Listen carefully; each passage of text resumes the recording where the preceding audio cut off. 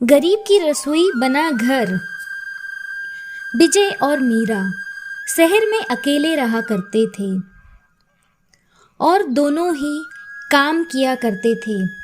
ऐसे ही एक दिन विजय मीरा से कहता है,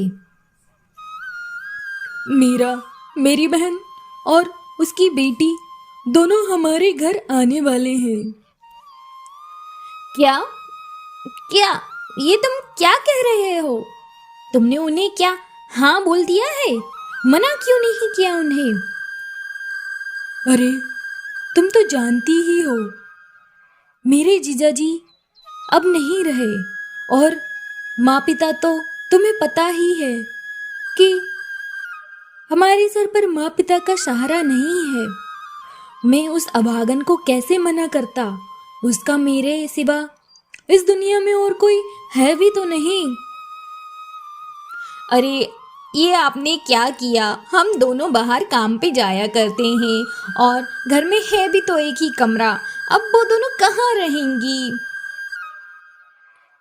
देखो, जो भी हो, अब वो आने वाले हैं। तुम कुछ खाना बना लो, मैं उन्हें लेकर आता हूँ। अच्छा, ठीक है। विजय उन्हें लेने के लिए जाता है और मीरा रसोई में खाना पकाते हुए सोचती है, अब इन महारानियों के लिए खाना बनाऊं। पहले तो ऑफिस से थकी हुई आऊं और फिर अब इन लोगों को मैं खाना बना बना कर खिलाऊं। हे भगवान, ये कहाँ मेरे घर आ टपकी। इतने में विजय उसकी बहन और बेटी स्नेहा को लेकर आ जाता है। मीरा, मीरा, हम लोग आ गए हैं। अगर खाना बन गया हो तो लगा दो, सब लोग थके हुए हैं और भूखे भी हैं। आते से बस खाने के लिए चिल्लाने लगे। हाँ हाँ, बन गया है, लगाती हूँ अभी। सुमित्रा अपना सामान साइड में रखती है और हाथ मुंह धोकर खाना खाने के लिए बैठते हैं। सभी लोग खाना खाते हैं। स्नेहा को नींद आती है। स्नेहा माँ से कहती है, माँ माँ, मुझे बहुत नींद आ रही है, मैं थक गई हूँ। माँ, हमें कहाँ सोना है? भैया, हम कहाँ सोएंगे? हमें बता दीजिए, स्नेहा को नींद आ रही है। देखो सुमित्रा, तुम्हें तो पता है मैं कोई बहुत ज़्यादा अमीर नहीं हूँ। हम दोनों ही काम करते हैं और जैसे तैसे अपना घर चलाते हैं। देखो, इस घर में सिर्फ एक ही रूम है, तुम हॉल ही में सो जाया करना। तभी पट से मीरा जवाब देती है, अरे नहीं नहीं, हॉल में कैसे सोएंगे ये लोग? आप बिना ये कैसी बातें करते हैं? देखिए दीदी, ऊपर एक कमरा है। हाँ, थोड़ा टूटा फूटा है, उसमें सालों से काम नहीं हुआ इसलिए, और कुछ सामान पड़ा हुआ है, उसकी मरम्मत नहीं हुई है, पर कुछ दिनों में हम उसकी मरम्मत करवा देंगे। तब तक आप उसी कमरे में अपना गुजारा कर लीजिए। ठीक है भाभी, जैसा आप कहें, मैं ऊपर वाले कमरे में रह लूंगी। चलो स्नेहा, ऊपर हमारा कमरा है। सुमित्रा और स्नेहा जब ऊपर वाले कमरे में जाकर देखती हैं तो कमरे की हालत रहने लायक बिल्कुल नहीं थी। कमरा चारों तरफ से टूटा हुआ था। सामान भी इधर उधर बिखरा हुआ था, जैसे कोई स्टोर रूम हो। कमरे को देखकर स्नेहा कहती है, माँ माँ, ये कमरा, ये तो कैसा लग रहा है माँ? घोड़े जैसा लग रहा है, हम यहाँ कैसे रहेंगे? स्नेहा बेटा, तुम चिंता मत करो, अभी हम इस कमरे को एकदम साफ कर देते हैं। चलो हम दोनों मिलकर थोड़ा इस कमरे को सही कर लेते हैं। दोनों माँ बेटी मिलकर कमरे को साफ करते हैं। देखो स्नेहा, अब हो गया ना ये कमरा सुंदर? चलो आओ, सो जाओ बेटा। दूसरे ही दिन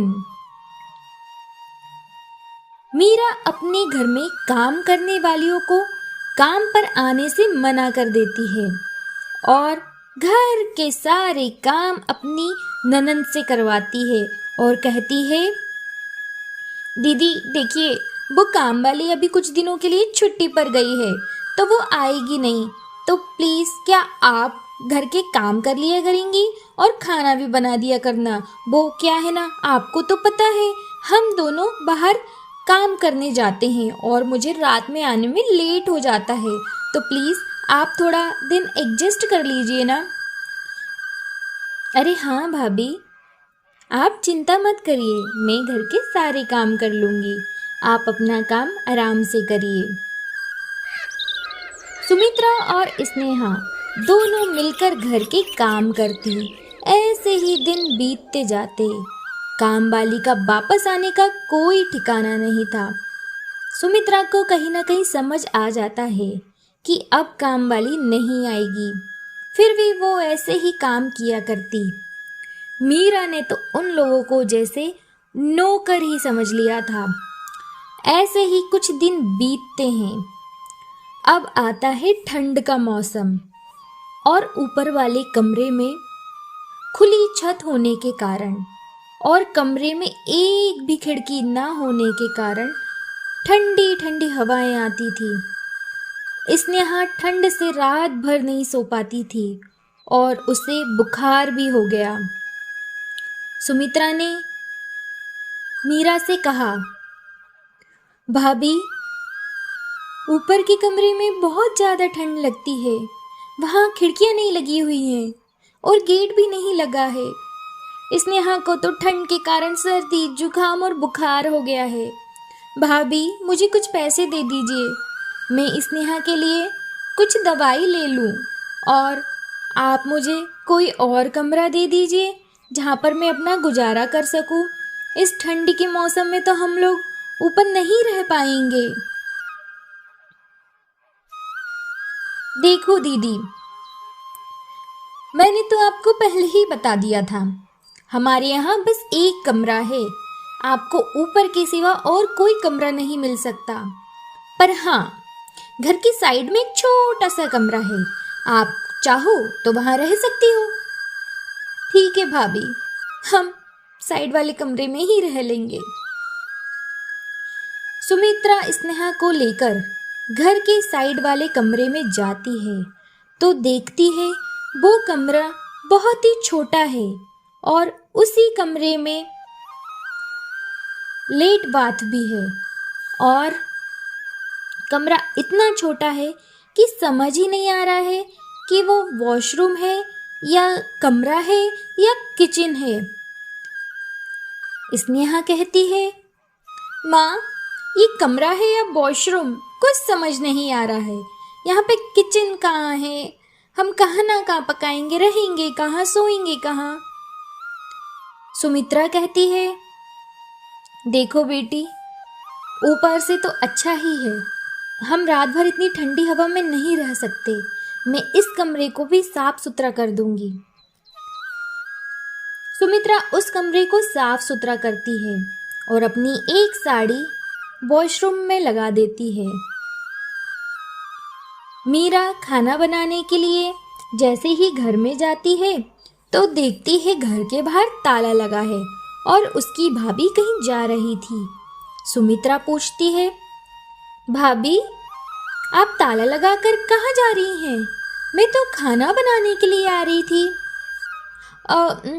वो क्या है ना दीदी, मुझे ऑफिस की काम से बाहर जाना है, कुछ दिनों में आऊँगी मैं, मुझे 4-5 दिन लग जाएंगे। और हाँ, आपके भैया भी अपनी फ्रेंड की शादी में गए हैं, वो भी शायद 3-4 दिन में आए। जब तक घर में ताला ही लगा रहेगा, आप साइड वाले कमरे में आराम से रहिएगा और ये कुछ पैसे रख लीजिए, आप अपने खाने पीने का देख लीजिएगा। ऐसा बोलकर मीरा वहाँ से चली जाती है। सुमित्रा उदास मन से उस कमरे में आती है और स्नेहा से कहती है, स्नेहा बेटा, क्या हम अपने गांव वापस चलें? पर माँ, गांव में हम क्या करेंगे? वहां पे भी तो हमारे पास एक झोपड़ा ही है, ना कुछ खाने को ना कुछ पीने को। यहाँ कम से कम ये कमरा तो है। पर बेटा, यहाँ भी हमारा कोई नहीं है।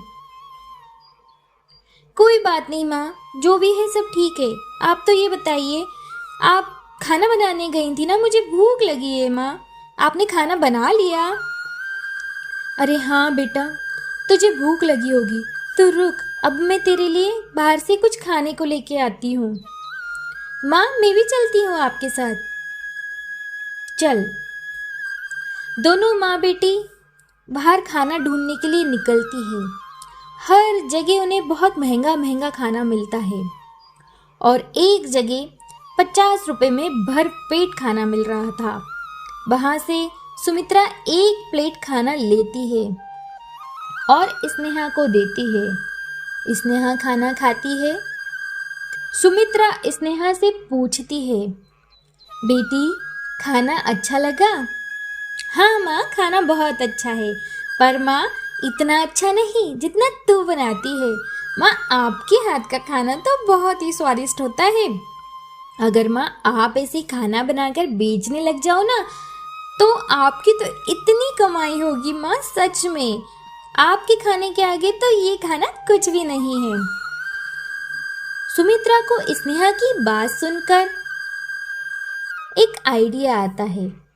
सुमित्रा भाभी मीरा के दिए हुए पैसे से कुछ अनाज खरीद के लाती है और उस छोटे से मकान में एक साइड अपना रसोई घर तैयार करती है और उसमें खाना पकाती है और उस खाने को कुछ प्लेटों में तैयार करके पैक कर लेती है और उन्हें बाजार में जाकर बेचती है।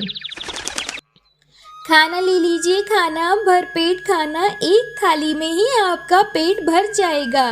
खाना ले लीजिए, एकदम गर्मा गर्म स्वादिष्ट खाना। आइए आइए, सिर्फ 40 रुपए प्लेट, सिर्फ 40 रुपए प्लेट।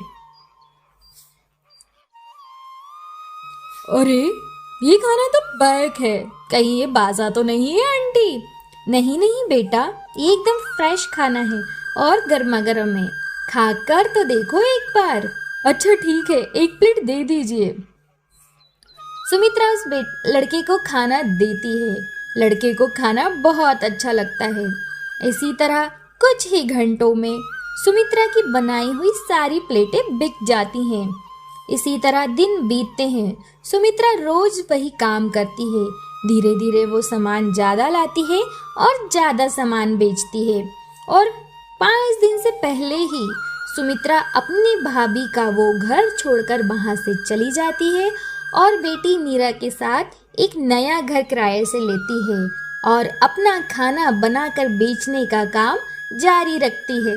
तो ऐसे बना गरीब की रसोई उसका घर।